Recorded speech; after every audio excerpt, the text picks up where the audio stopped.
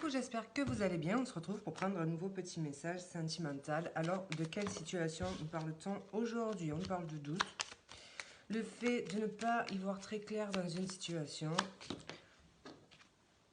et du fait que ça génère une certaine souffrance en fait. Voilà. Donc, qu'est-ce qu'on peut nous dire de plus par rapport à cette situation? Au niveau sentimental, les messages s'il vous plaît. Alors, il y a une situation qui peut durer depuis un certain temps. Donc là, il y a une notion de confusion, de brouillard. Voilà, il y a quand même cette notion de tristesse, de fardeau aussi, de peut-être une situation sacrificielle. On a du mal à voir où on va dans cette situation en fait. Et ça peut durer depuis un certain temps. Alors, les messages au niveau sentimental.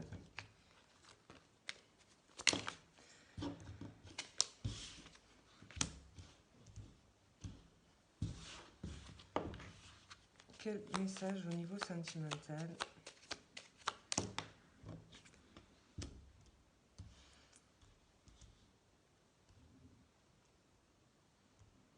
Il y a quand même cette notion de choses ancrées à l'intérieur de soi qui dure depuis longtemps. Ici, il y a peut-être une notion de manque de confiance en soi aussi qui peut peser sur votre vie sentimentale ou dans vos rapports aux autres, hein, au niveau sentimental.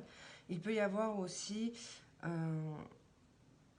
peut-être un entourage relationnel aussi qui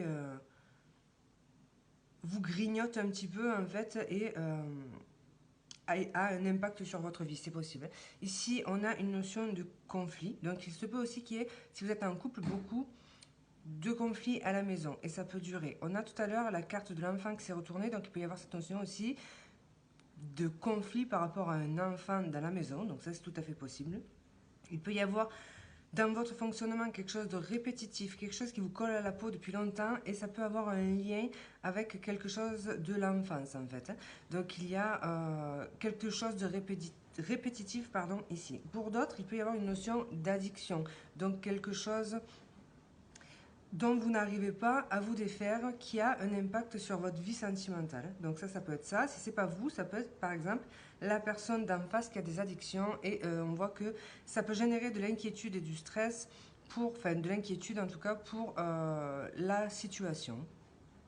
Si vous n'avez personne, eh bien voilà, ici, parce que c'est vrai qu'il n'y a pas forcément quelqu'un qui ressort pour l'instant, il peut y avoir cette notion peut-être de solitude qui dure depuis longtemps, ça génère de la nervosité, des tensions, ça peut être dû à un manque de confiance en vous, c'est tout à fait possible, ou à quelque chose que vous vous traînez depuis longtemps ici. Alors, qu'est-ce qu'on peut nous dire du coup par rapport à l'évolution de cette situation? Ici, on a une reprise de pouvoir, on a également quelqu'un qui peut être signe de feu en face de vous. Ici, on a quelque chose à voir avec la famille, la structure familiale. Donc voilà, comme je vous disais, il peut y avoir quelque chose au niveau du foyer qui dure depuis longtemps. Donc ça peut être des conflits. Vous pouvez avoir quelqu'un de très autoritaire aussi dans votre foyer qui finalement maintient une forme d'oppression quand même ici et on voit que ça pèse pas mal sur les épaules. Il y a une situation, comme je vous disais au tout départ, qui peut être sacrificielle, se sacrifier au profit de cette personne qui peut avoir finalement pas le contrôle, mais le fait de, voilà, d'être omniprésent et de décider de pas mal de choses. On peut avoir quelqu'un d'impulsif en fait ici aussi en face. Alors qu'est-ce qu'on peut nous dire hein, du coup? Ici, il y a le fait à un moment donné de tourner le dos à cette situation. Donc voilà, ici on voit, je resterai sur cette notion de situation sacrificielle. Le fait de rester aussi dans une situation sacrificielle par rapport à la famille, alors soit par rapport à vos enfants, d'avoir de la difficulté à tourner le dos à cette situation par rapport aux enfants, c'est possible. Par rapport à votre enfance aussi, le fait qu'on vous ait toujours dit ou toujours montré que il fallait rester dans une union coûte que coûte, même quand les choses ne vont pas. Ça peut être cette notion-là.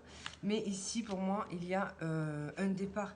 Il y a le fait de tourner le dos à cette situation. On a une notion d'acceptation du fait qu'il est nécessaire de partir de cette situation.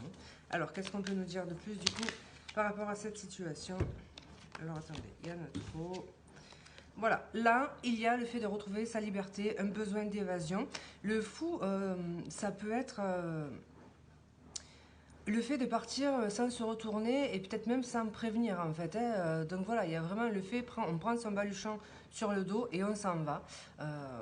Donc voilà, parce que ici, je pense que la situation n'est plus tenable. Donc à un moment donné, il peut y avoir une forme de craquage et le fait de prendre son baluchon et de s'en aller d'une situation qui pèse fortement sur votre morale et sur votre santé. Voilà les amis, j'espère qu'il y aura un message pour vous. S'il n'y en a pas, eh bien vous laissez. Je vous embrasse et je vous dis à bientôt.